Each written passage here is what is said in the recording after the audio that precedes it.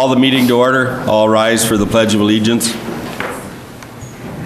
I pledge allegiance to the flag of the United States of America and to the republic for which it stands, one nation, under God, indivisible, with liberty and justice for all.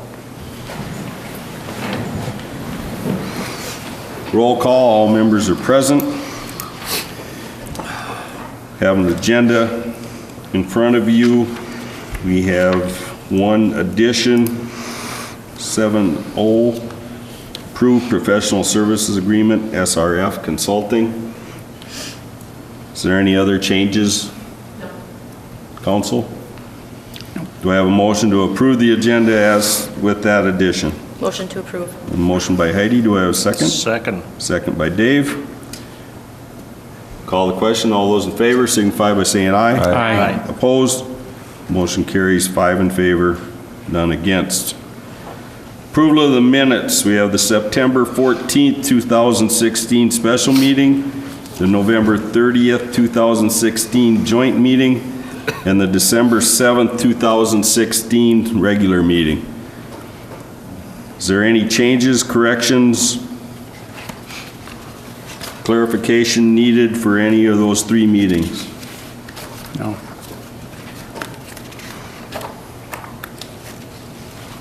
Hearing nothing, do I have a motion to approve those 3 sets of meetings? I'll make the motion. We have a motion by Diane. Do we have a second? Second. Second by Dave. Any last minute questions, concerns? Call the question. All those in favor signify by saying aye. Aye. Opposed? Motion carries 5 in favor, none against. Public open forum. This is the chance for anyone that, other than the public hearings, if it has something they would like to address the council with. Is there anyone here that would like to address the council? Is there anyone here that would like to address the council? Is there anyone here that would like to address the council? Seeing no one, our public open forum is closed. We then will go on to our reports and presentations. Police Department monthly report. Brian? Good evening, Mayor and Council. Activity report for November 2016. Some of the numbers we had for that month. We had 18 false alarms. We did 2 canine assists for other agencies. We had 23 assists for other agencies. We had 34 citizen contacts. And the reason for that number is we've been doing a lot of walk through Walmarts. We've increased the patrol through Walmarts because we've had a lot of thefts there, and their loss prevention has been a little lacking, so we've been stepping up the enforcement there, and so that's count that as citizen contact. We had 7 citations for driving after suspension or revocations. We had 12 gas no pays, 6 intoxicated person calls, 7 juvenile problems. We had 12 matter of information calls, 19 medical calls, 6 citations given for no driving with no license. We had 6 accidents. We did 13 school patrols. We had 7 unwanted person calls. We gave out 171 verbal warnings for a total activity of 525. And compare that to October, we were down 42 calls from October, and we gave 1 less warning. So we're down a total of 43. Compare that to 2015, we were up 3 calls and up warnings 23 for a total of 26. So very comparable to the last year. Otherwise, that's all I have. Questions? Comments? The increase of patrols at Walmart, is that something they requested, or is that something we're just doing? We're doing it on our own because we're seeing a lot of issues there, and I don't have nothing against Walmart, but I have talked to their higher ups, and I'm disappointed that with their loss prevention program that they're implementing there, and it's not been very good, and so we've been stepping up our own patrol and walking through, and we've been making a lot of arrests, actually. Okay. So, yeah, we're going to continue to do that, but My concern is if we're spending time with one guy walking around Walmart doing security for him, we got one less person on the street. Well, it's a quick walkthrough, and it's a lot of patrolling and watching the parking lot. Okay. Yeah, so. Okay. Any Thank other you. questions, comments? Okay, thank you, Brian. Thank you. Planning Commission report? Looks like Vicki gets to handle this one. The Planning Commission met on December 13th, and that meeting, they did have a public hearing. It was a variance request from Knitz, who is at the end of Shady Lane, and you will have an action item on that later this evening. A couple other things, they had the November 2016 monthly building report, and you do have that on the next page to show what kind of permits we've been issuing. It's getting slow, it is winter time. And then also, they're putting together names that are potential candidates to serve on the team for the comprehensive plan update. So those were the items that they had on their agenda for Tuesday night. Any questions? Questions, comments? I did, just for your knowledge, Vicki, I talked to Heidi. I haven't got a chance to talk to Sarah, but I was wondering what the timeline was for the moratorium that we've got on the storage containers. That we'll have to ask Sarah. I Okay. know that the moratorium is on for a year, and then it expires, so. Right. So I'm not sure when we did that. I think it was last spring, wasn't it? It was in the spring, yes. Yes, okay. So we're getting close to the end of our year. I was just wondering. I will ask her. Okay, thank you.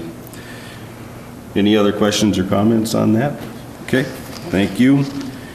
We have 2 public hearings tonight. We have the Kate's Estate Drive and the vacation of easement. We will recess the regular meeting, and I will read the directions for the public hearing procedure for both public hearings.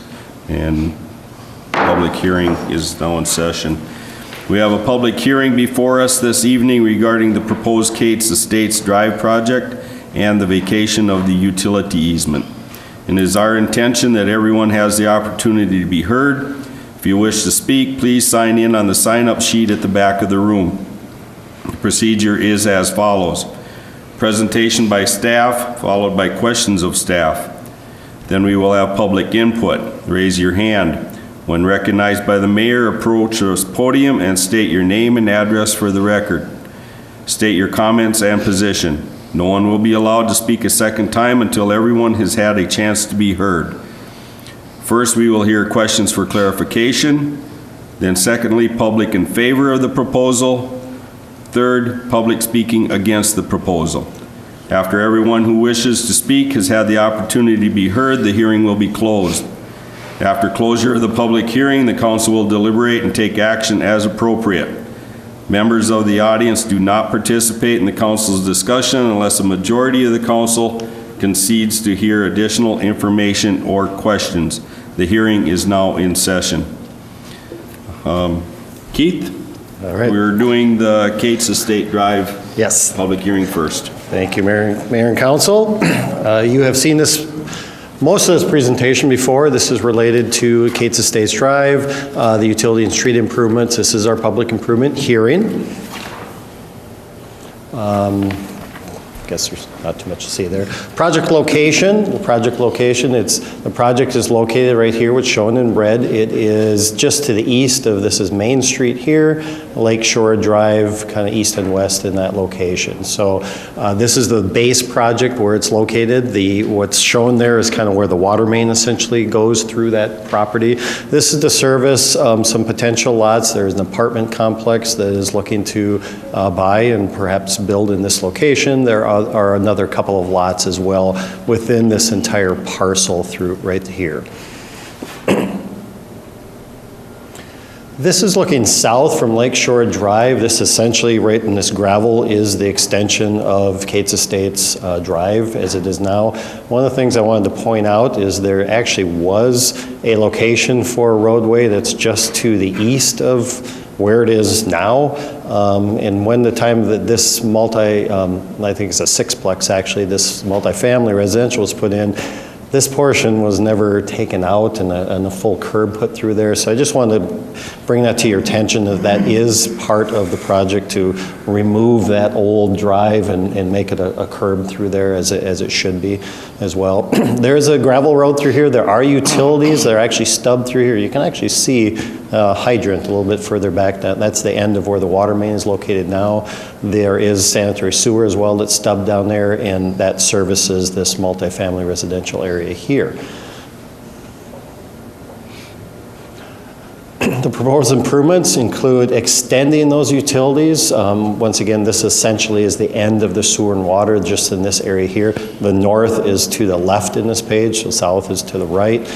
We are extending the sewer down into a lot line. These are the lots. There's a big lot 1 here. This is lot 3, and this is can't read that from here. This is lot 1, this is lot 2, and this is lot 3 within that particular plat, as well as there's an outlot here. This outlot in that property is, there's some historic Indian burial mounds that are in this outlot, so that's why that is excluded from development potential.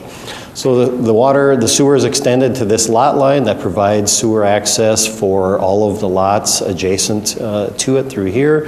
The water main is extended all the way along into the edge of the property line here. This is a 12-inch trunk line, so this is a larger than typical. Normally we'd have more of an 8-inch sewer size, or water main size, but this is a 12-inch trunk that's running through here, and that would provide service. We do have the base project is extended to the southwest property line here, or property corner, I should say.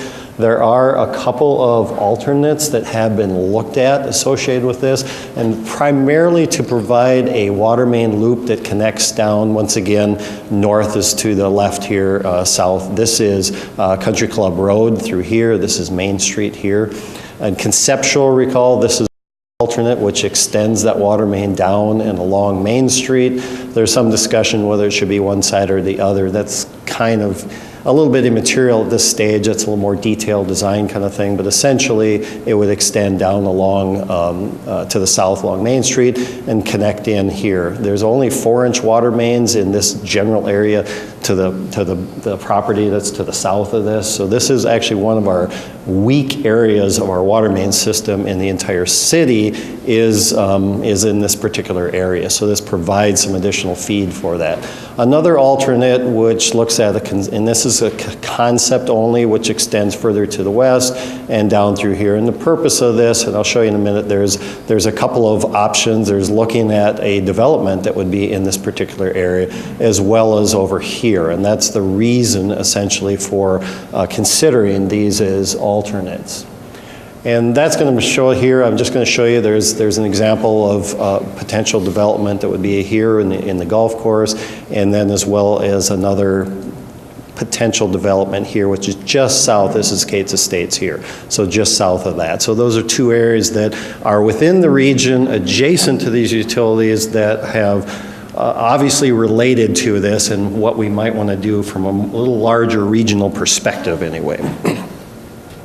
The costs for the projects are as we have a base project, the base plus alternate 1, and the base plus alternate 2.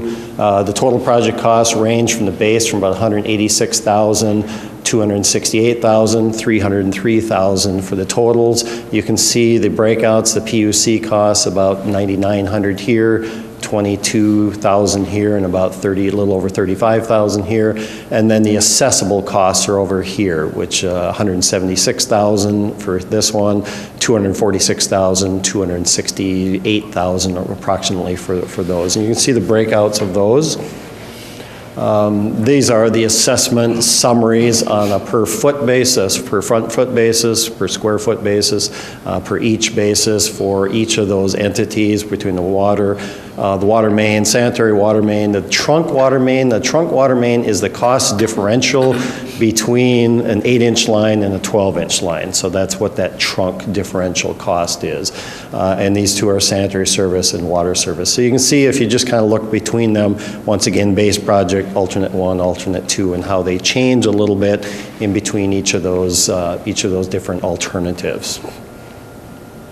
And this is, I'm just going to show you, these are the base project preliminary assessment rolls. I'll just go through these really kind of quick here, but they range. There's some smaller ones. There's about 2,000 here, 16.7, 41.5. Once again, this is actually the city owns part of that Kate's Estates property, so that's what you're seeing there. 51,000, 24,000.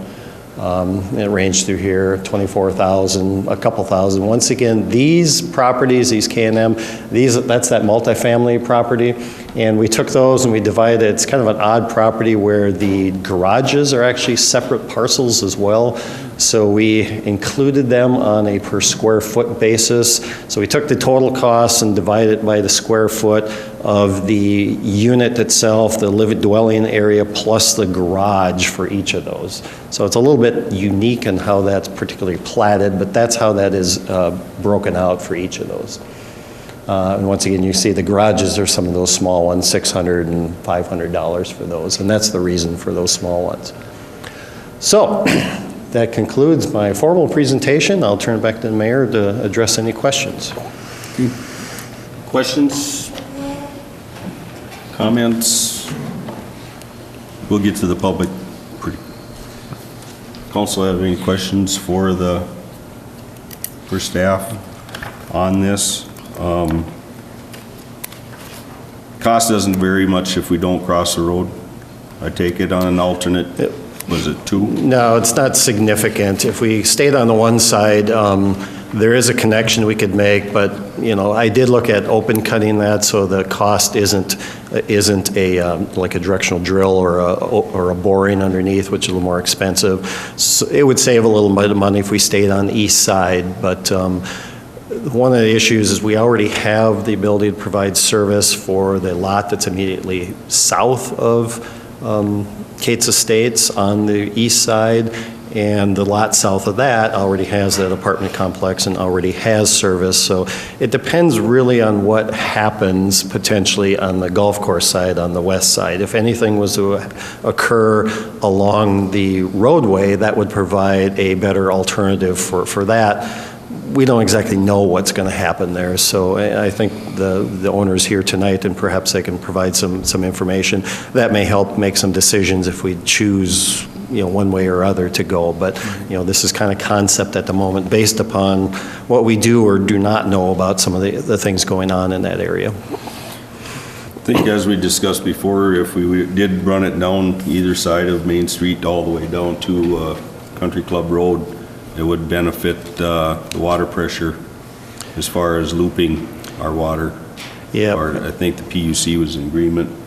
Dave, I think you were. Yeah, and the superintendent is here tonight if there's any questions that you'd like to ask specifically. Yeah, Paul, is there anything you want to add?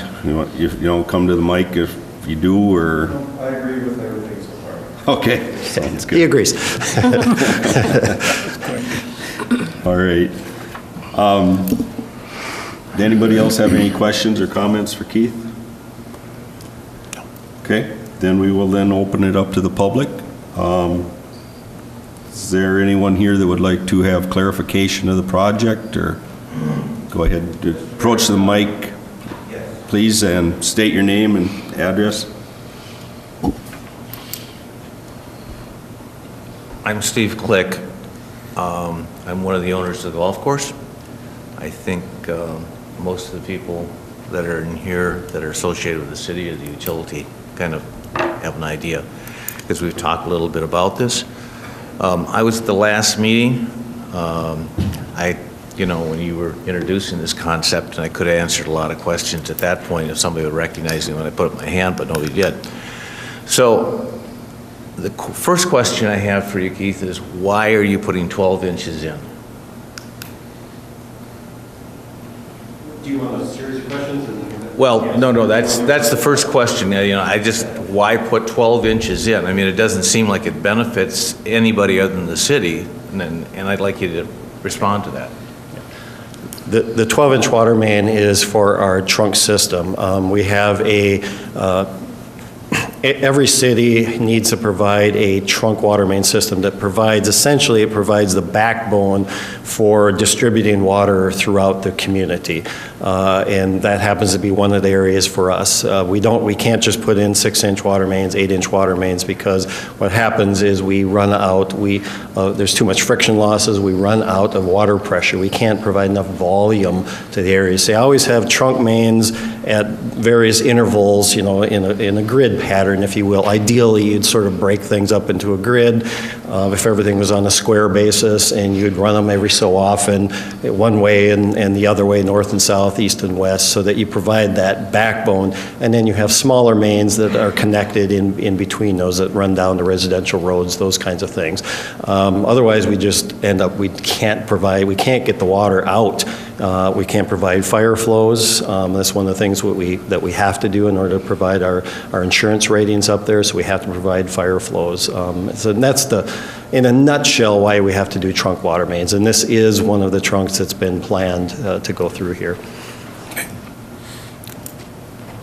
The second question I would have is I think in each time that I've discussed this with anybody from the city or the utility, I basically pointed out real early in the point is that if you can't develop this property out here, I was approached by Tom Mayer, who is your city attorney. He also represented the golf club. But I was I was approached on a basis that the golf course needed help. They needed to get out of that property, and they couldn't find anybody else that would give them that kind of money on a short-term basis so they could buy Greystone. So shortly after that, I think I talked with people at the city and at the utility. I know I've had lunch with a couple of you, Mr. Mayor. And at that time I said, if we can't develop this property and break even on it, then we won't develop it. We can't. And so shortly after that, we pulled out ever developing along Main Street. So I know this is maybe a little premature for this question, but I think it should be something, that should have been taken into consideration in looking at this. And that's basically this. If I'm not developing, or if there's not going to be any development along number 2, which is basically Main Street, then why would I be being assessed for that? And the second thing is with respect to the project itself, what I was told in talking to people from the city and from the utility, that basically the city did not take this after it was tax forfeited property and put it up for auction, like I thought it might be. And so then I talked to Vicki about this, and she told me why you're doing what you're doing, and it's none of my business to tell you how to run your city or your county or anything else. But the thing kind of comes to mind is that if you're going to bring somebody in to develop an apartment complex over there, and if you're going to give them various types of subsidies or any type of free stuff, then I really question, where somebody comes in and helps out the city, why you would come back and try to assess that person when they get no economic benefit from it. And I just why did you do the project? Why did you make the proposal? I sat through it, and there's nothing wrong with it, but I just wondering why you would consider that given all the information I put on the table. Just a question, because it helps me understand why we're at this point right now, okay? And then I'll shut. Thank you. Thank you, Steve. Thank you. I think the question there was about the assessment and why would we assess. Essentially, my job is to provide you the information that's in our assessment policies. And that's what is in our assessment policies. We're running adjacent to a property. They then would be, they have access to that water. So that becomes an assessable entity to those particular parcels that are adjacent. So it's consistent with our assessment policy. The council has the authority to make other decisions about how you do things. I don't.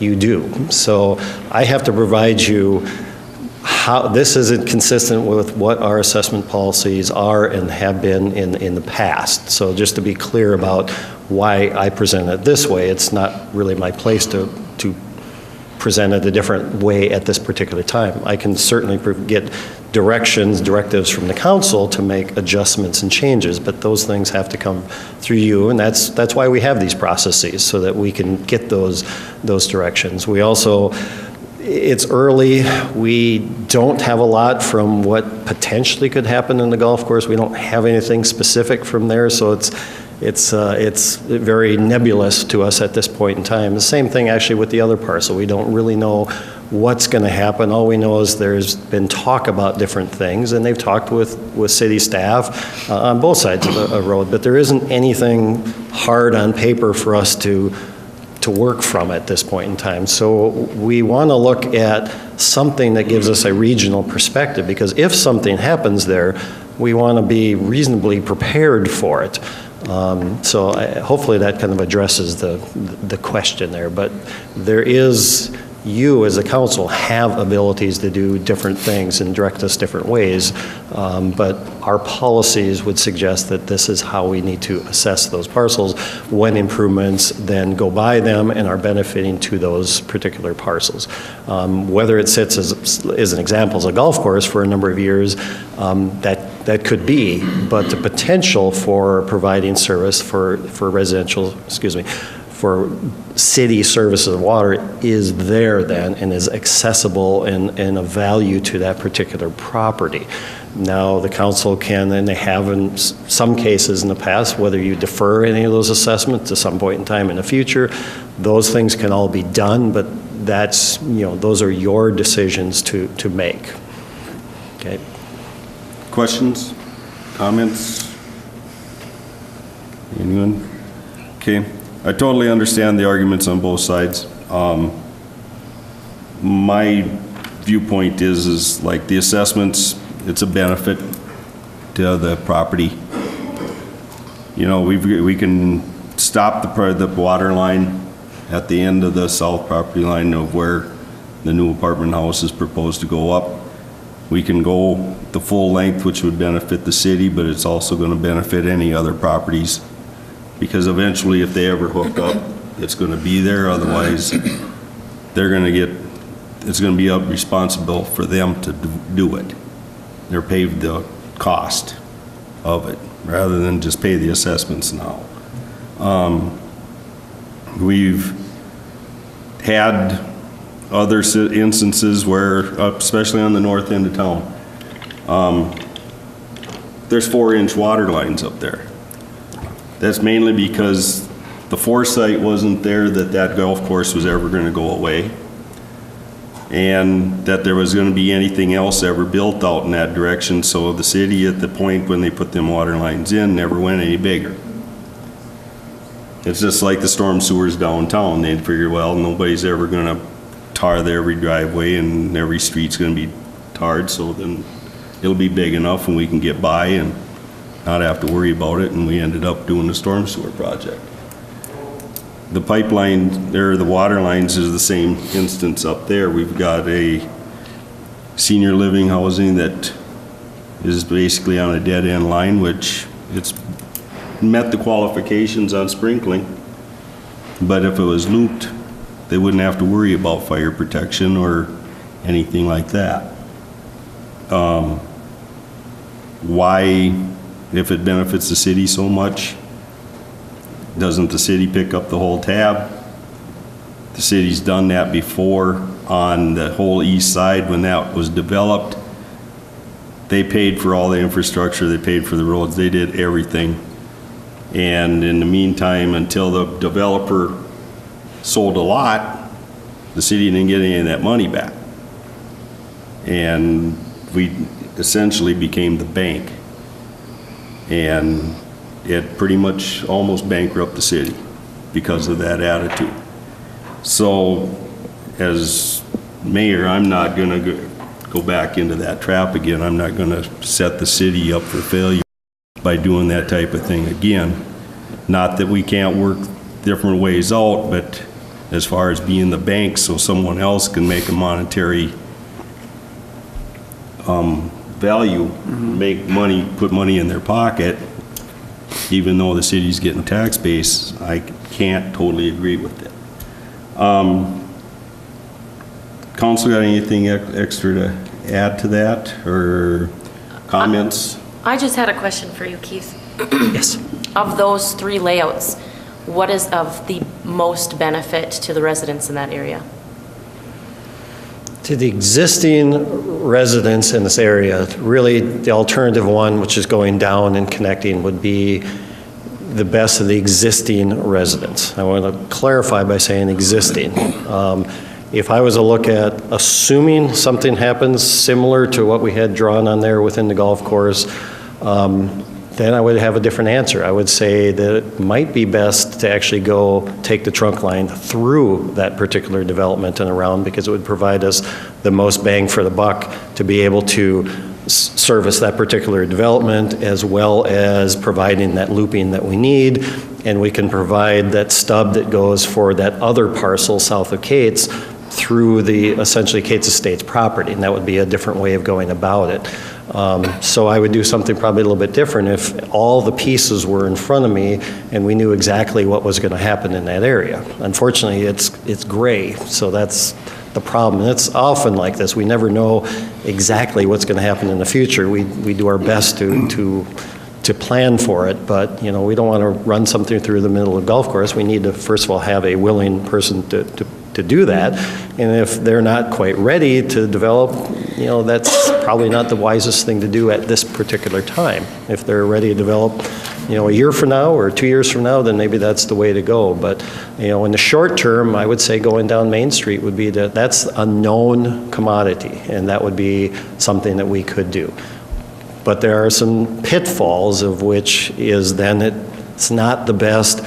If in fact that development happens in the golf course, now that becomes probably not our best solution. So I don't have a yes or no answer for you, essentially. It really depends on timing of things.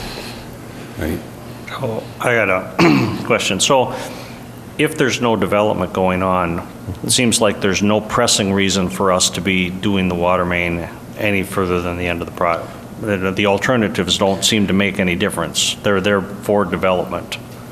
And from that point of view, it seems like, well, we'll just wait for the development then. We can. The only caveat of that is we don't make that loop, which does have some benefit to the existing residents. Now, they're currently getting water. They're currently getting marginal fire protection. I don't recall the reports from that area, but I want to say it was marginal. Do you recall, Paul, if they make it right in that area for fire flows? I think they do, but it's... Yeah. But that's for their sprinkler system, but for actual hydrants, I want to say it was really close, if I recall, but that's my recollection. So it's, you know, it's kind of eking by. Right. So whether we just let it sit there for a little bit longer and hope that perhaps we can make a connection sometime in the reasonable near future. I mean, that could be a decision that the council makes, and that might be an acceptable solution for, if we don't kick the can down the road too terribly far, I would say. It would probably be it wouldn't be wise to do that, I would say. All right. But again, we're guessing what we'd want to do anyway. And Right. I know you talk about it benefits Right. the property owners, but they're not being assessed for it either. Right, correct. So, yeah, it's, all right.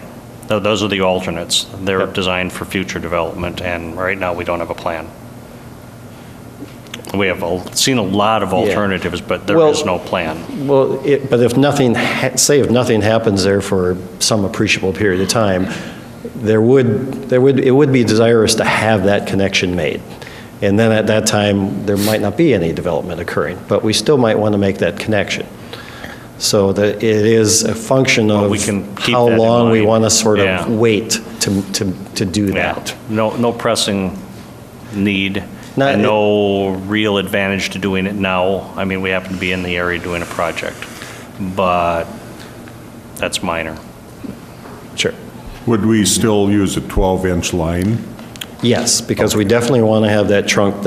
It was designed, the trunk, just for a bigger picture perspective, the trunk kind of goes around through Lakeshore Drive. It comes all the way from the east side, all the way loops through Lakeshore, comes around, is designed then to come back down Main Street and connect in down through there. So that's where that trunk is ultimately supposed to be. And really, there's some smaller mains even. We eventually would replace and upsize some lines further south on Main Street, but we wouldn't do that until such time as we got into some reconstructing that area. But we would extend that main to the south to connect into some larger lines sometime in the future here. Okay. Thank you. Is there anyone else here that would like to speak and have clarification on the project? Yes.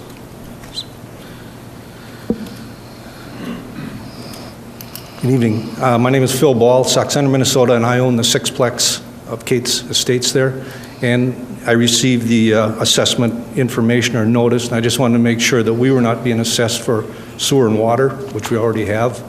I can understand if the street, that gravel street is improved, we'd be part of that, but we shouldn't be assessed for the sewer and water. No, I don't.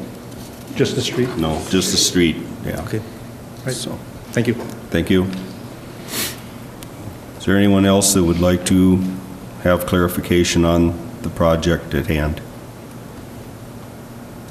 Seeing anyone who would like to speak in favor of the proposal? Is there anyone here that would like to speak in favor of the proposal? Is there anyone here that would like to speak in favor of the proposal? Is there anyone here that would like to speak against the proposal? Go to the mic and state your case, please.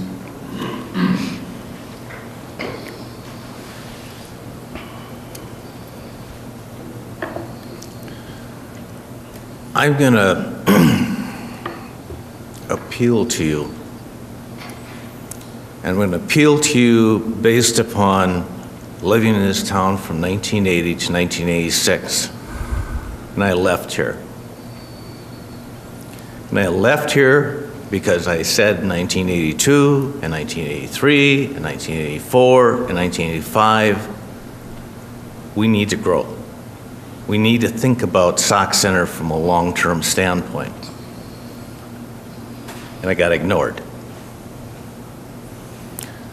Joe Heinen was the city administrator at that time, and the St. Cloud Times called him and said, we understand Click has got this company up there and it's doing pretty good, and he's basically issued you an ultimatum.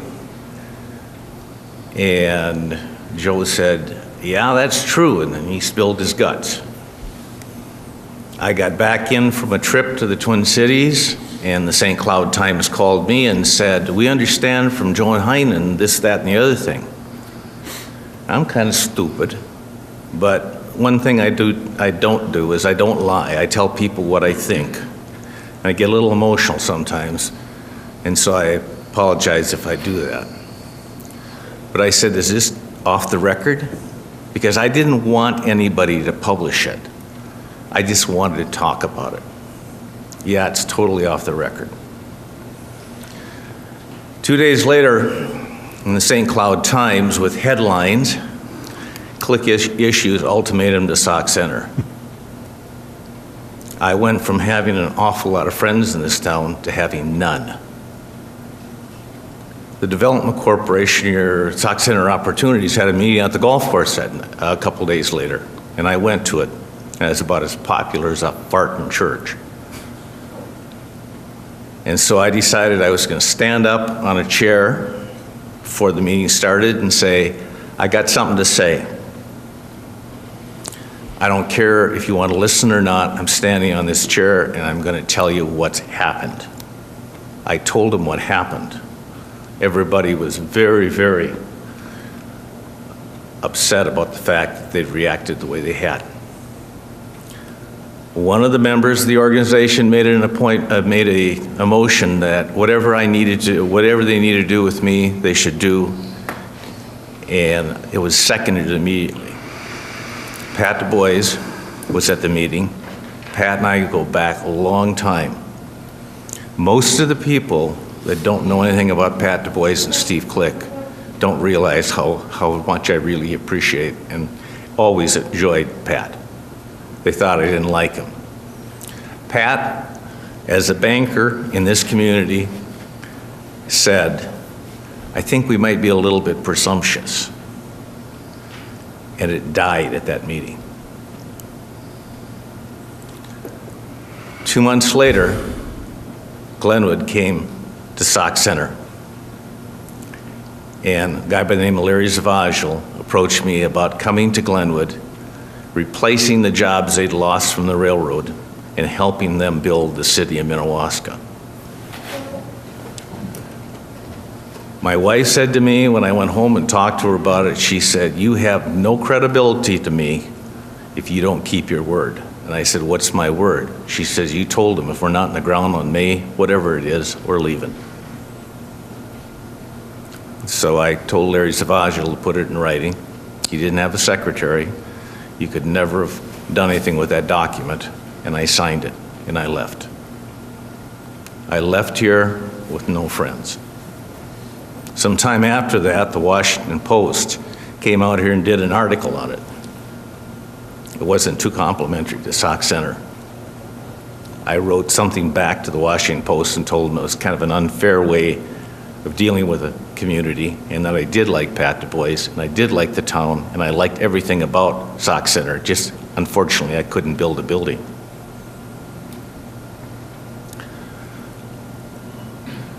That was in 1987. We left here with 20 people. I sold the company 20 years later. We had 300, 200 in Glenwood. When I sold that company, I remember something happened to me in this town. I came here in October, and by March, I was broke. Nobody knew it.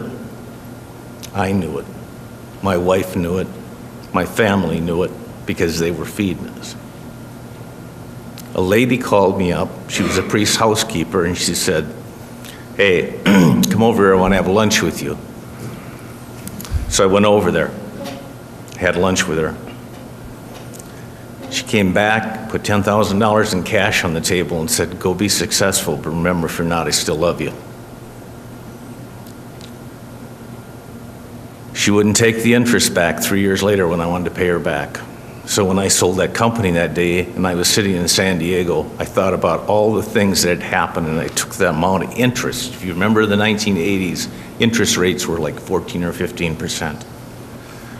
I took that amount of money and I stuck it into the balance sheet of my company.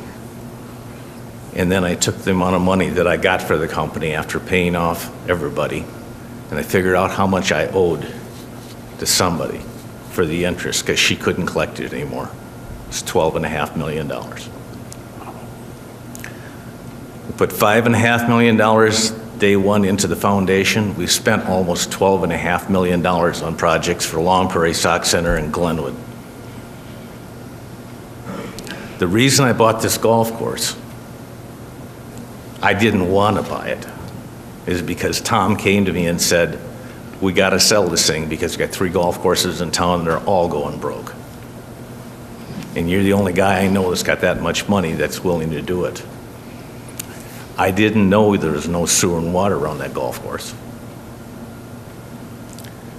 And so the reason I'm telling you these stories is because I'm not making a damn cent off this. Since 2007, I have not taken 1 nickel from anybody. Since 2007, I have given away a hell of a lot of money, and I am really, really excited about the fact that I've been given the opportunity by God to do it. And I want to continue to do that. But you've got to understand that there's nothing going to take place on that golf course. Nothing. Unless you change your attitude about development in this community. I'm not saying that because I don't like you people. I like you a lot. I've always liked the people here. I've talked to people in this community that have dealt with you, like Chuck Anderson and Roger Reinhardt. I've talked to builders here in town, I just finished a couple-hour session with Robbie Plutnik about how we might be able to do things out there. And I can tell you, if you can't make the money back that you invest, if you can't get that back, there's no profit. So let's just take the golf course.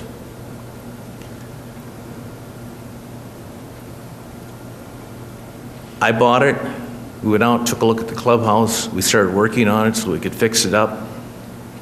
The ceiling fell down after they got most of the finishing work done in it. Why? Because the structure up above it wouldn't support it. So when you're going to tear all that out, you're going to tear out all the insulation, you might as well tear out the heating system that doesn't work and replace it. That's not profit. You know, if you sold it for what you put back in it, that's not profit. You took something out, you're just replacing it. But I can tell you that in the surveys we've done, people in Sauk Center don't want to pay more than $30,000 for a lot. We had Bolton Mink come out there and take a look at what's going to cost to put the infrastructure in there. $3.2 million if I have to do it to city standards. I can't make any money. But I can't even make the money back with those kind of numbers. Because if you take a situation like this, you have to be able to at least, it's just, you can't do it. You know that. Okay, thanks, Steve. But we've got, I think other people want to speak, and I understand that you're against it, is the way I understand. Okay, please let me finish. Okay. All right. The reason that I am telling you this is because I want you to understand that I would be very, very happy to work with you to start at where Highway 71 and Main Street, where 71 goes out to the left, all the way around to the other side. I would be happy to help you think about that. But just this project doesn't do anything for anybody, and to do it, even if I don't have to pay for it, it doesn't help me on that golf course at all, because we're not going to be doing anything on that side of the golf course unless we can find some way to do it effectively. That's why I told you the story, okay? Okay. I want you to understand that. All right. Thank you. Thank you. Is there anyone else that would like to speak against the proposal? Is there anyone else that would like to speak against the proposal? Is there anyone else that would like to speak against the proposal? Seeing no one, any questions, comments from the council? If not, we will move on to the second public hearing, the vacation of utility easement. We'll follow the same procedure.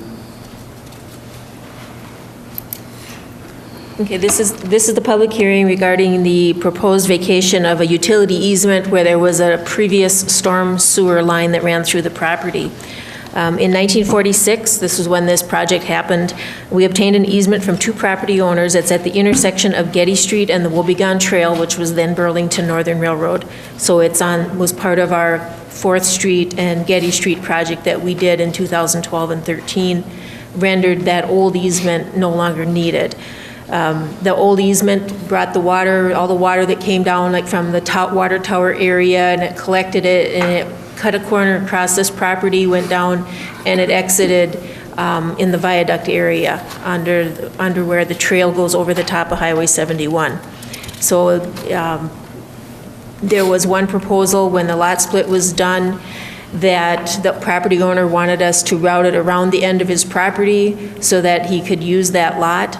And then when we had told him that, well, we do have future plans to run that storm sewer straight down Getty all the way to 4th, then he said, well, he wouldn't develop his lot right away, but if we did bypass the lot and no longer need it, he requested that we would vacate that easement. So that's what we're acting on now. We're kind of cleaning up some old business that once we no longer used it, we abandoned it in place, then now we just have to take care of the legal paperwork to take care of it.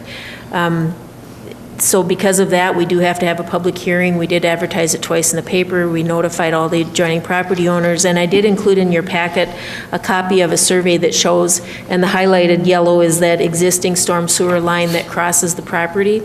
That is the one lot there, and then right at the very end where it hits the railroad, it crosses the tip of the adjoining property, and that adjoining property that it crosses over is the feral gas property that's right along the trail. So right in that very tip corner, it crosses there as well. So what we're looking for tonight is to have the public hearing, and if you're in favor of it, and later on in action items in the meeting, we would approve us to execute the paperwork to vacate that. Do you have any questions about where it is, how we came not to need it? It's pretty self-explanatory. Council, have any questions, comments? So it's no longer being used as a storm drain? It is not, It happens to be in the ground, that's all? right. All right. The pipe is in the ground, and we do have the easement over the top of that location. Is there anyone, okay, any other questions? Okay. Is there any other, anyone in the audience that would like to speak on clarification? Is there anyone that needs clarification on this purpose? Is there anyone here that would like to speak and get clarification? Is there anyone here that would like to speak in favor or against the proposal? Is there anyone here that would like to speak in favor or against the proposal? Is there anyone here that would like to speak in favor or against the proposal? Seeing no one, is there any other questions from the council? If not, our public hearing is now closed. We will now resume our regular council meeting. Going on to 7A, approve resolution 2016-94 interfund transfers. As you know, every year in December, we approve the interfund transfers that occur between the funds of the city.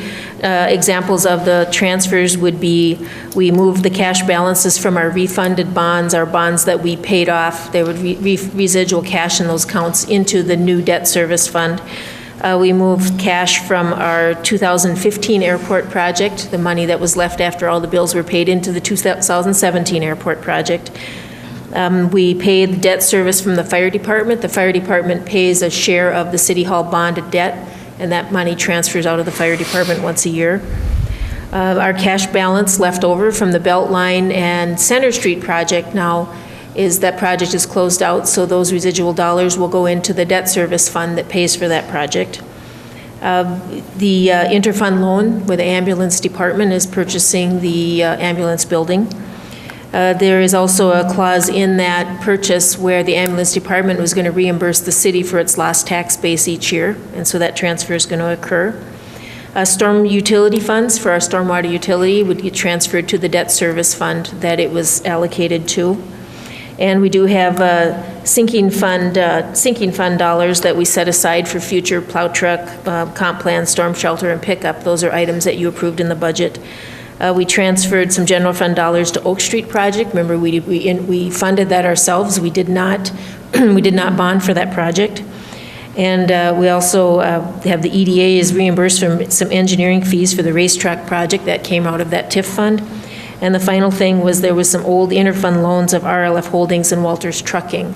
And in prior years, you recall, we had to make like a monthly payment of that, and now that is final, and this is the final payment. So it sounds like a lot. There's a lot of money that's being moved between funds, a total of $1,053,437.84. And so I'm asking you by resolution 2016-94 to approve those transfers. Questions? Comments? Something that we do every year to please our auditors, if I should say that. So do I have a motion to approve resolution number 2016-94, approving 2016 interfund transfers in the amount of $1,053,437.84? So moved. We have a motion by Keith. Do we have a second? I'll second. Second by Diane. Any other questions, comments? Call the question. All those in favor signify by saying aye. Aye. Opposed? Abstentions? Motion carries 5 in favor, none against. Appoint cleaning person. As you know, the Operations Committee was going to meet and talk about the cleaning services contract. We did have 3 quotations that we received, and we did review them on December 19th, and we looked at the services provided, the hours that were anticipated, and the budget. And they are recommending that we stay with the same cleaning service, which is Sally Vogt. We had a total anticipated annual cost for all departments is $9,500. That is what we had budgeted based on our current contract, and she is not changing her rate. She agreed to come back at the same rate. The next highest one was, hers is $21 an hour. I think the next one was $30 an hour. And because we hadn't budgeted those dollars, I think that was part of the reasoning behind the Operations Committee to say, let's stay where we are, and we can look at it again next year if we choose to. Typically, we would go out every so many years on these contracts when we have independent contractors. So I don't know, Dave or Keith, if you have anything, other comments to make.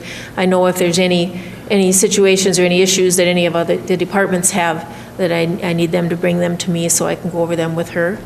And we'll just make sure we're covering everything that needs to be covered within the contract. Just that we were looking at 3 of them, and the hourly, we looked at the hourly as well as the contract price too, and just tried to do a little anticipating of what we would need as far as extras in the future, so.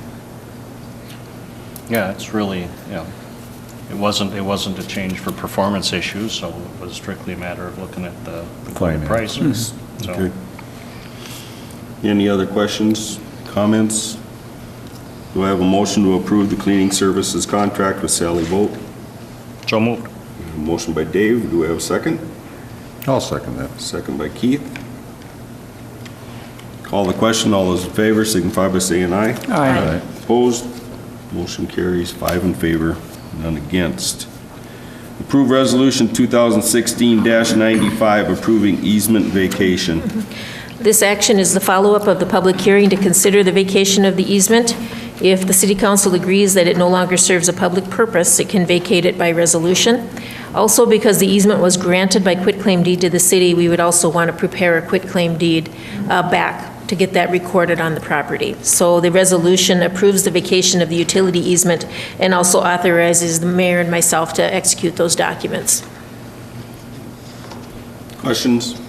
Comments? Only that in 1946, it wasn't the Burlington Northern Railway. No, it was, well, the easements were in the names of the people, so, but now we'll be quitclaiming it back to the new owners. Yeah, just you've got it in the resolution. That was not the entity in 1946, so. Yeah. Okay. Good catch. Any other questions, comments? Do I have a motion to approve Resolution 2016-95 approving the vacation of utility easement? Motion to approve. Motion by Dave, do I have a second? Heidi? Any other questions, comments? Call the question, all those in favor signify by saying aye. Aye. Opposed? Abstentions? Motion carries 5 in favor, none against. Approve Resolution 2016-96 ordering improvement of Kate's Estates Drive. This is the resolution following up on the public hearing that we held earlier this evening on Kate's Estates Drive. You do have several options here that Keith had laid out for you. He had the base project, he had the base plus alternate 1, which was running, looping all the way down Main, and alternate 2 was the alternate to go through the golf course. I left line 4 with a line after it in case you have some 4th alternate that you choose to come up on. The city actually is the developer that has made this project start forward, I guess is what you would say.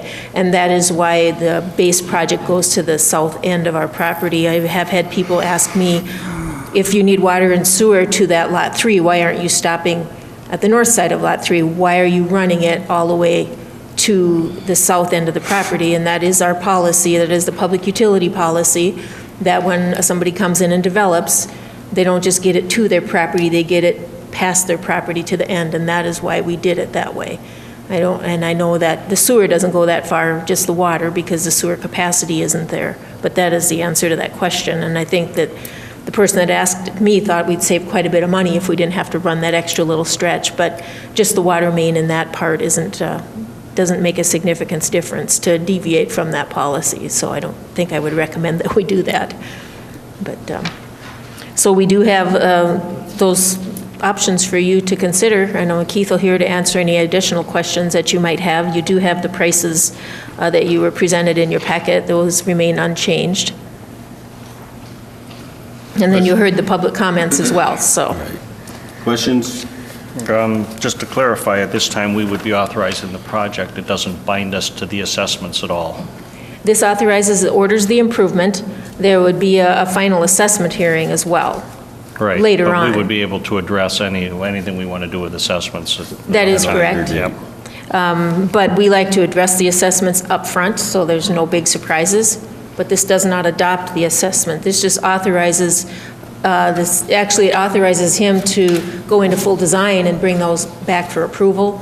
And if we approve the design, then they go out for bids, and then it comes back, and then we approve the bid. So there's a couple more approvals along the way. All right.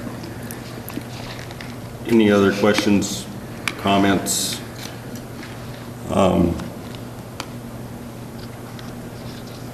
We've heard public statement, and being a resident of Sauk Center for my whole life, Sauk Center's had a lot of opportunities for a lot of different things over the years, and they never took advantage of it because they didn't have the foresight to see what the future could hold.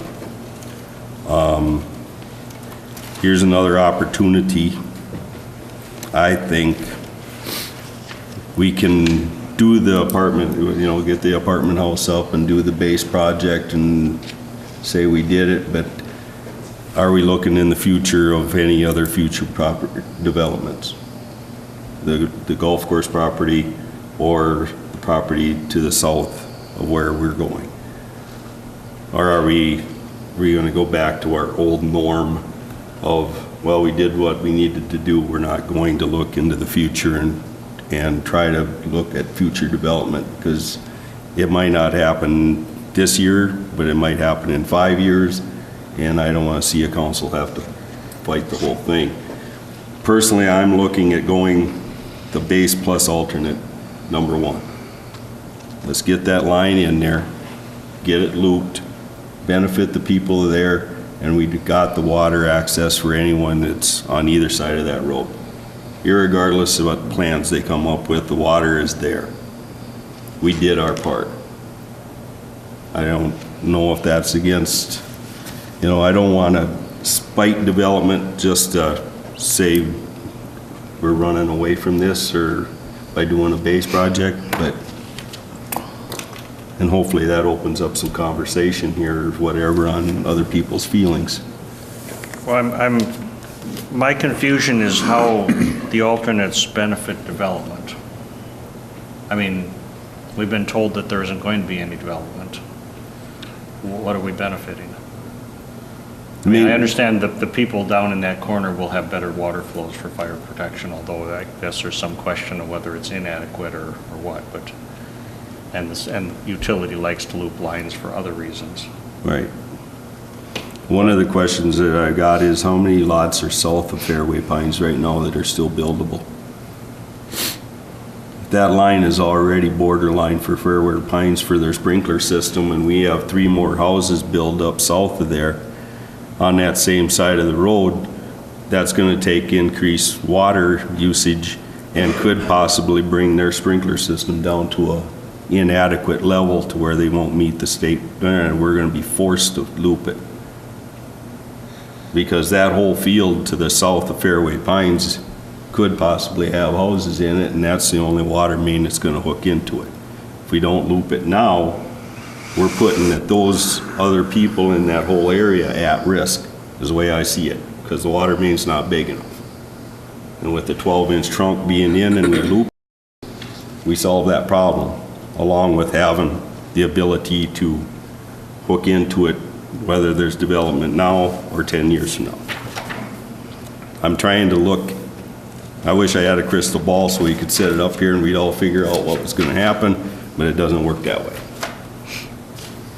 And I think there's, 3 buildable lots for sure south of there? If you're talking about the outlet C, that's south, we had Yeah. those 2 houses in there. There's- Okay, before more houses can go in, that sewer main that comes off from the homeschool at Kitty Corners across that property, they would have to do something with that. Right. And then plat that lot. It originally was platted as 9. They've put 2 in, but they're a little larger lots. So, there could be anywhere from 5 to 7 lots that would be eligible to go in there if and when that sewer service line is relocated from the homeschool. Right. So, if you even put houses along Main Street, say 3 of them, that's increased water usage. Is it going to affect the pressure at that dead end going into Fairway Pines or the people up in that corner? It's a question we don't know about. And I don't want to, Are we looking at deferred assessments for that part? I mean, Well- obviously, there's benefiting properties. They're on the assessment roll. well, that's something like you had stated before, when we'll decide the assessments when we get to the final assessments, whatever. But I mean, they're in the roll now. Right, Okay. right. I mean, I know we have to do the base project. Right. I mean, I understand that. And it makes sense to finish the loop. if you look at the Yeah. base project, to add base plus 1, which is the alternate 1, Yep. that adds $82,000 to the project. And then if you go on and add base plus 2, which was the other alternative, which doesn't seem like that's meeting with much favor, was another $116,000. So, kind of give you $116,000. So to do the base project, if you want to do the loop with the alternate, that adds $82,000 to the project. Just kind of get some ideas in your head. Do you want to make Yeah. a motion, Mayor?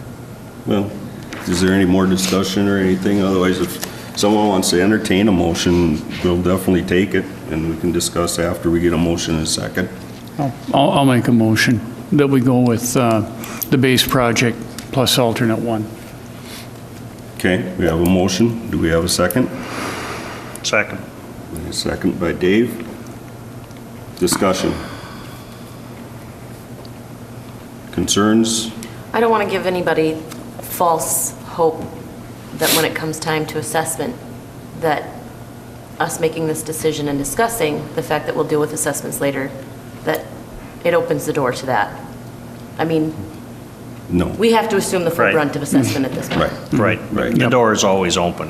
I mean, It is. that's just the way it is. Yeah, the door is always open, but to basically, we're either for development or we're against development.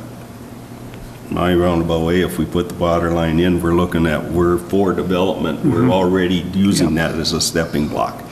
Whether anything happens or not is discussion way up and above what this water main is about. I agree. There's compelling reasons for looping it. I wish we knew what the development was. but Right. it gets- Yeah. That crystal ball doesn't work too well. That's right. It's very cloudy right now. You can't see through it, so. Any other comments, discussion? I have a motion and a second to go with base plus alternate number 1. Call the question. All those in favor signify by saying aye. Aye. Opposed? Abstentions? Motion carries 5 in favor, none against. Approve 2017 boards and commission appointments. These are the nominations for the various boards and commissions, and the council has, you have presented in front of you the different boards, the terms that have expired, and the people that have applied for those terms. And if you want, I can just read them all off, and you can do them by one motion, or you can do one at a time, whichever way. I think we could do with one motion. Yeah. Okay. Because we don't have any, The first term is for Park Board. We have 3 positions open for a 2-year term. We have had only 1 person apply at this point. This is for a 2-year term, which would be for January 1st, 2017 to December 31st, 2018. The person that has applied is Mark Magnuson.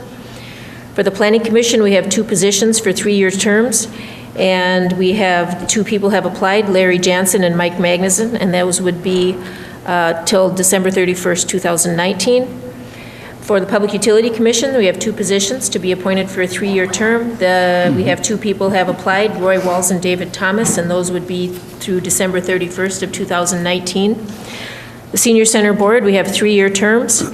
We can have actually, it's kind of a floating 5 to 15 members. We have had 2 people apply for that position, and they would be through 2019. That's Deb Johnson and Nancy Kozlakis. The CVB, we have 2 positions for a 3-year term. The one is Asmita Amin, and the other is Jennifer Nelson. Asmita has the guest house, and then Jennifer Nelson is the chamber representative. And then the Airport Commission, we have 2 positions for a 3-year term, and it's Michael Bouchard Jr. and Tom Wenker have both applied for those positions, and those will be good through 2019.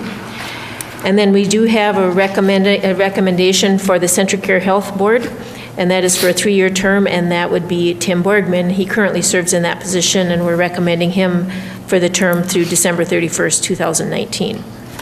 So on each of these, we don't have more people applied than positions are open, so there's not a lot of decision to make unless you want to remove somebody from consideration. Otherwise, we're requesting the appointments be approved as presented. Comments? Questions? Okay. The only concern I have is we got a few open spots yet on some city positions, and my concern is eventually if we don't start getting some more public input or public interest in serving on these boards and committees than what we are, some of these committees and boards are going to end up falling down to council level. And we're going to be having a few more meetings to decide, or longer meetings to decide what's going on. And we got to do whatever we can to promote people to get involved with our city. Their city. Their city. Their city, yeah. Like one thing is anybody says, well, why doesn't the city do this or that? Basically, who is the city? City isn't us 5 people here or the people that work in City Hall. City Hall, the city is everyone that lives inside the corporate city limits. And if there's something that someone doesn't like about the city, then it's their responsibility just as much as us 5 to get active and take care of that problem. They could be like us. The park board is the only one with unfilled openings on it. Correct. Yeah. Right. But I would like to see every one of these committees have at least 4 or 5 people for 2 openings, Yep. rather than the same and always, like years ago, be accused of the good old boys club. The same people always got Yeah. put in. Well, Thank they're heavens only for the ones same there. people. Yeah. Thank heavens for them. So, do I have a motion to appoint the people that signed up to be approved as presented? I'll make the motion. We have a motion by Heidi, second by Keith.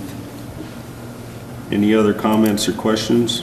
Just clarifying, I'll be abstaining since I'm in the slate there. Okay. Call the question. All those in favor signify by saying aye. Aye. Opposed? Abstentions? Aye. 4 in favor, none against, 1 abstention. Approve Resolution 2016-97, establishing 2017 administrative fee schedule. This is, we have actually 3 different actions here for fees, fines, and so this first one is for administrative fees. These are things like park rental, public works fees, et cetera. We do have the Exhibit A, which is listed, and you have all the prior fee and the proposed fee. The only change that we have to these fees is a recommendation by the ambulance department to change the mileage per loaded mile from $11 to $13 an hour for the basic ambulance run and for the transfers. Other than that, all the other department heads have recommended their fees remain as they were for 2016. And that is presented in Resolution 2016-97. Okay. Questions, comments? I guess on the ambulance change, I was expecting a little larger increase. Basically, my concern was that You know, we've got 3 people and a cost of an ambulance, and we're only having them pay for one direction. But the wages, That's a legal thing. There's nobody in the ambulance, what do you charge? I mean, that's just unfortunate, that's the way it is. yeah, but, you know, basically you look at a round trip thing and it's looking at $6.50 round trip. Yep. That, you know, it doesn't cover a whole lot of cost, because whether that's one of the Well, things I expected. there is the base charge too, so. Right. But yeah, I agree with you. I expected to see increases in the base charges as Right. well. Yeah, so did I. So I think for this year, I can live with it for the increase this year and look at it, but I think they need to seriously look at the base charge more, and I'll give them a year to Yep. do it, you know, along with that loaded mile charge, I agree. you know. So, any other questions, comments? Do I have a motion to approve resolution number 2016-97, adopting the 2017 fee schedule for administrative user fees with those 2 changes with the ambulance department? I'll make the motion. We have a motion by Diane. Do I have a second? Second. Second by Dave. Any other comments, questions? Call the question. All those in favor signify by saying aye. Aye. Opposed? Motion carries 5 in favor, none against. Approve Resolution 2016-98, establishing 2017 schedule of penalties. This section of the fee schedule has to do with what is called penalties, but it's the administrative fees that are violations of our city code. I guess that could be, and there could be alcohol violations, zoning-related violations, animal impound.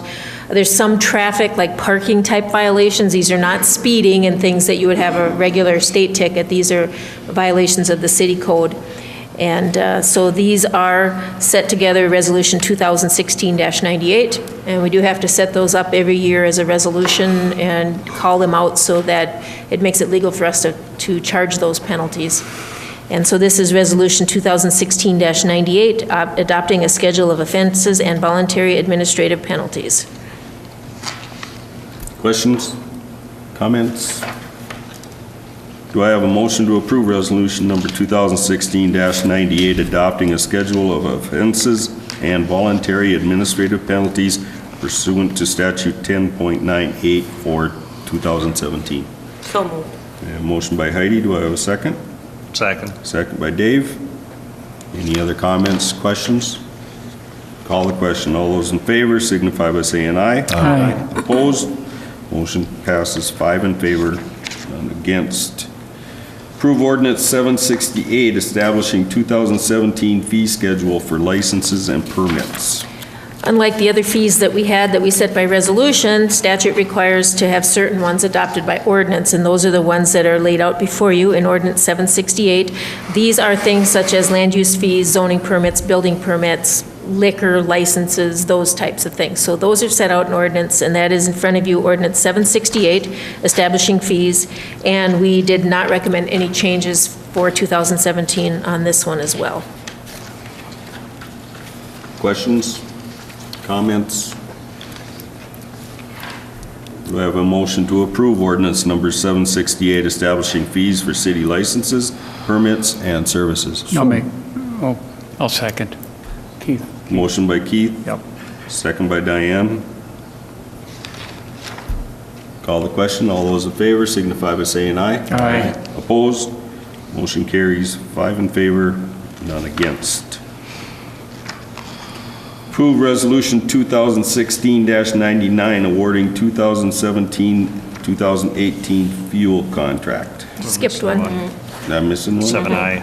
Oh, approve ordinance 769, authorizing summary publication of Right, ordinance. Ordinance 769 simply gives us the authority to publish a summary of the fee schedule versus the entire fee schedule in the paper. So we're just asking to approve Ordinance 769, authorizing summary publication, which also states anybody can come in at any time and get a full copy. Questions? Do I have a motion to approve ordinance 769, authorizing summarization of summary publication of ordinance 768? So moved. We have a motion by Keith, Second. second by Heidi. Call the question. All those in favor signify by saying aye. Aye. Opposed? Motion carries 5 in favor, none against.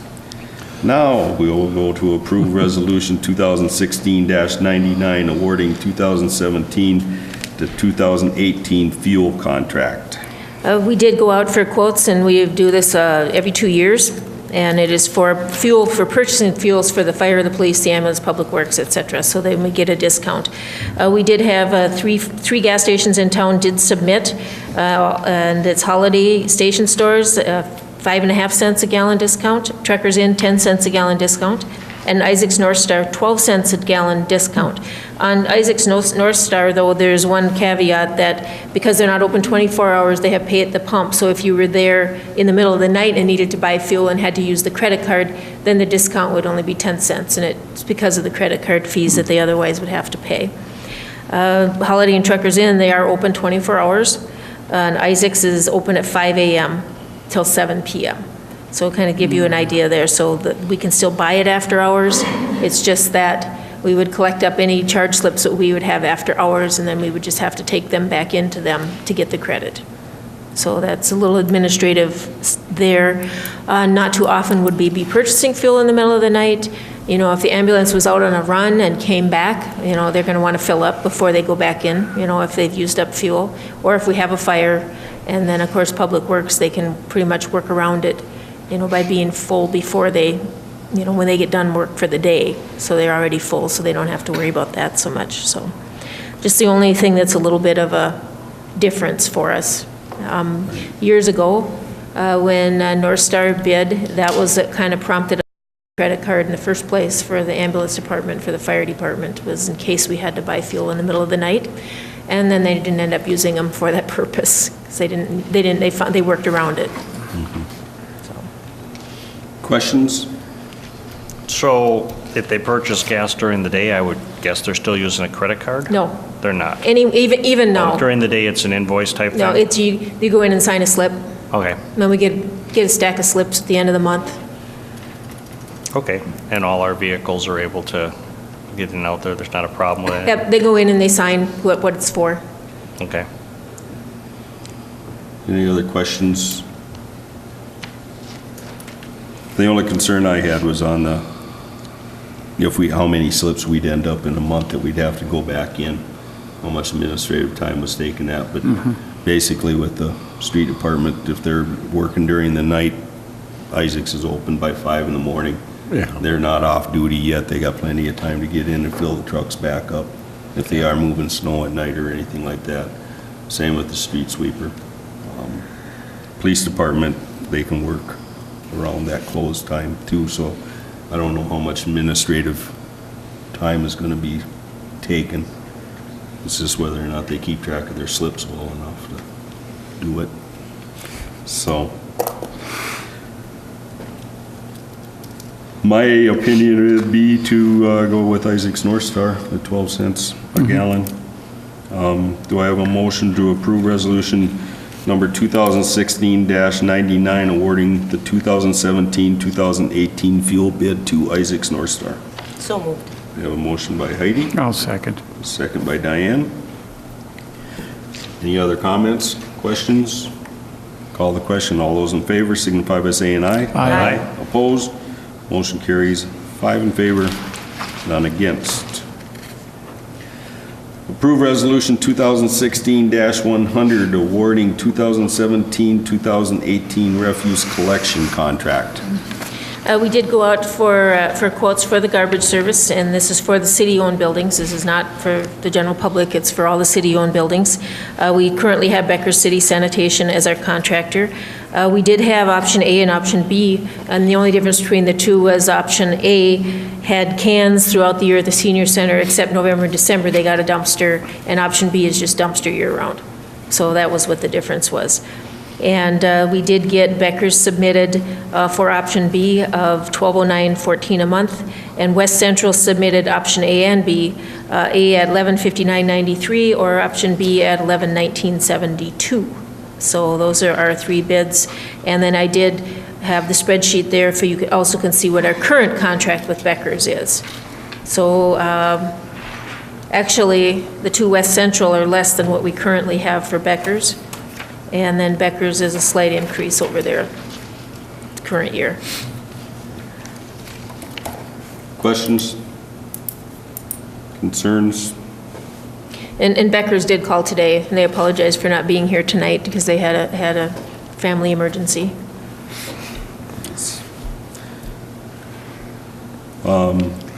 Discussion on the options.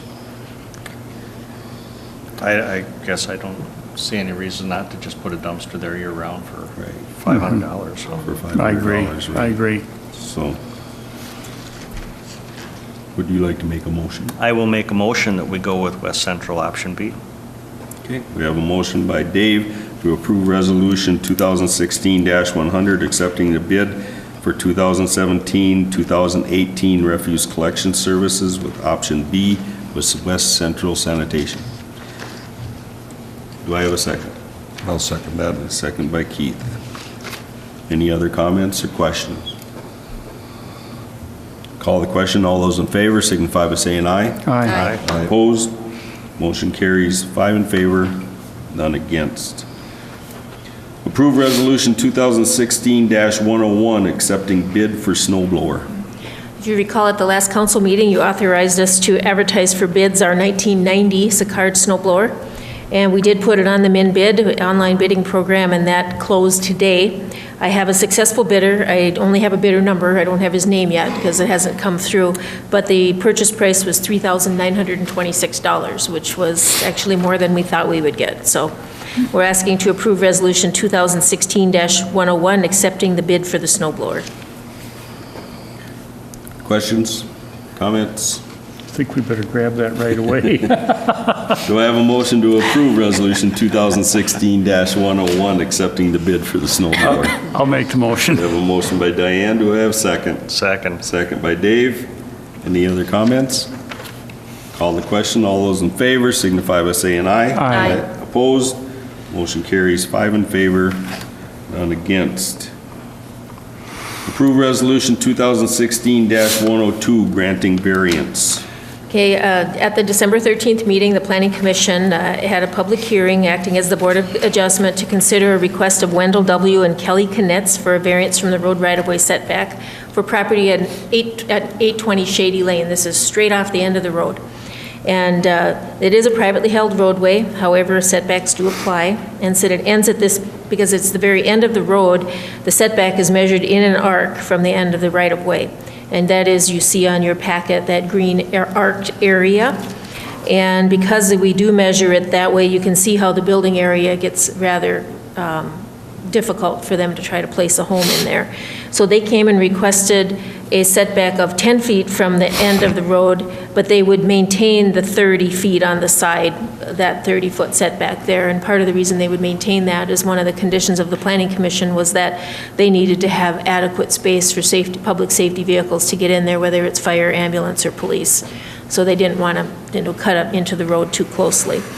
So the Planning Commission, after hearing everything that they had to say, they did recommend that we approve a 10-foot from the end of Shady Lane setback as shown on the drawing, but maintain the 30 on the side. And they also have the Exhibit B that they have in there is the surveyor sketch, and you can see the 10 feet in there, and you can see the 30 feet in there, but I did the little drawing on the staff report to kind of use some colors and simplify it. Questions? Comments? Was anybody at the public hearing? No. No? Okay. Do I have a motion to approve resolution 2016-102 granting variance of 10 feet from road right-of-way where 30 feet is required to Wendell W. and Kelly Knetz? So moved. We have a motion by Dave. Do I have a second? A second. Second by Heidi. Any other comments or questions? Call the question. All those in favor signify by saying aye. Aye. Aye. Opposed? Abstentions? Motion carries 5 in favor, none against. Approved memorandum of understanding with CentraCare Health. CentraCare Health Sauk Center has submitted for review and approval by the City Council a memorandum of understanding. CentraCare Health is going to be participating in a drug discount program. It's under Section 340B of the Public Health Service Act. But in order to participate in that program, it has to enter into an agreement with the city that it will commit to providing health care services to low-income individuals who are not entitled to Medicare and Medicaid. And so in this agreement, the city acknowledges that it accepts the commitment of CentraCare Health and acknowledges that it is in the best public interest to provide health care to individuals who are not entitled to these others. And the language is indigent, underinsured, and uninsured patients. And also we acknowledge that they currently provide a significant volume of free and discounted health services to these patients. So execution of the memorandum of understanding allows them to be a participant in the drug discount program, and it also formalizes its commitment to the city that it will continue to provide the discounted care to low-income individuals. So we're asking you to approve this memorandum with CentraCare Health. Questions? Comments? Hearing none, do I have a motion to approve the memorandum of understanding with CentraCare Health Sauk Center? I'll make the motion. Motion by Diane. Do I have a second? Second. Second by Heidi. Call the question. All those in favor signify by saying aye. Aye. Opposed? Abstentions? Aye. Motion carries 4 in favor, none against, 1 abstention. 7O, approved professional services agreement, SRF Consulting. If you recall, about a month and a half ago, the City Council appointed SRF to be the consultant for the comp plan. This is actually the former professional services agreement. You did receive that in an email, and you have that in front of you. The professional services agreement with their logo on it, that is a very boilerplate agreement that you're going to have with any firm that does this kind of work. The scope of services, the attachment, that's really where you look at what is it that they're going to provide for the city. And they laid it out in tasks as this is the task that we're going to do, this is how much it's going to cost, and it comes up to that total estimated amount that you approved at the meeting of $79,842. I also asked her to include right in there the optional tasks so that if we get into it and we find as a city that there's something more we want them to dip into, that we actually already have it in contract what those costs would be if we choose to do it. So what we're looking for tonight is to approve this professional services agreement and the scope of services with SRF. Unless there's something in here that's different than what you understood. And if there is, then I'd ask you not to approve it tonight until we can straighten that out. So if there's something in here, if you read through that scope of services and that's not quite how you understood it, or you thought something was included that might not be, now's the time to address it. Questions? Comments? Anything in there No, anyone has concerns about? looks good to me. Heidi, you sat on the interview committee. Is there anything in there that you've seen that was different from what they stated they would do? No, as far as I can see that it seemed to meet exactly what they spoke about and also Okay, yeah, covered that's in there. what I thought too. I had read through it twice actually Yeah. to see, and I didn't see anything there, so.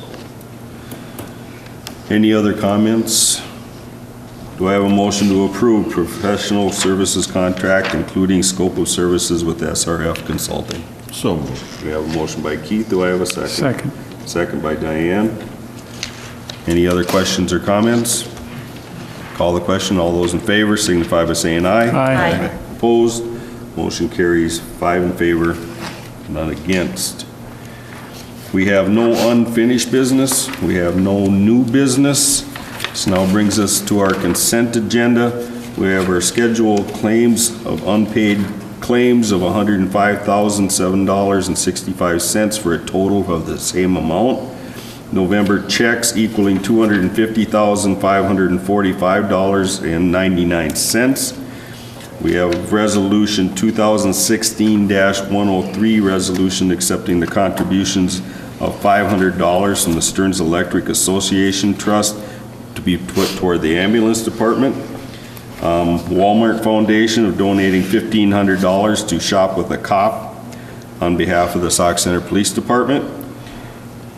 And I would like to thank the foundation and the Stearns Electric Association Trust for those contributions.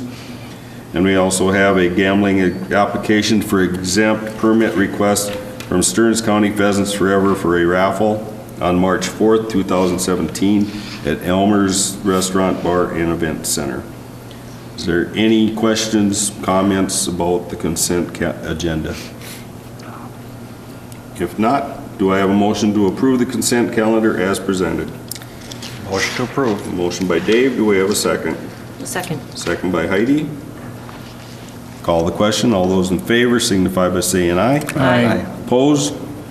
Motion carries 5 in favor, none against. We have no informational items. This brings us to the end of our agenda. Do I have a motion to adjourn? Motion to adjourn. We have a motion by Heidi. Do I have a second? Second, I'll second it. We have a second by Diane. Second or not? Second. Okay. Call the question. All those in favor signify by saying aye. Aye. Motion carries 5 in favor, none against. Merry Christmas and Happy New Year to everybody. Our meeting adjourned.